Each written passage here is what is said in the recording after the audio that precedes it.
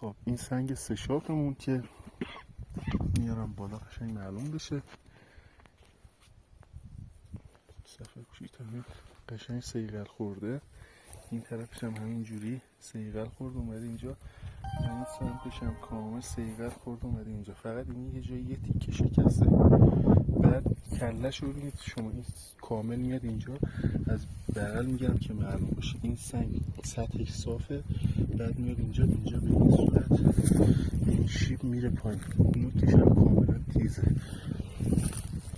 از این ور میگیرم رفیق به این ور، ببینید این کاملا تیز میارم بالا، همه چیز معلوم. دقیقا روبروی این من رفتم تقریبا 50-60 متر، حالا شاید هم کمتر یا بیشتر، رفتم به اون ملاقه یا کف جا پای هرچی به اون رسیدم.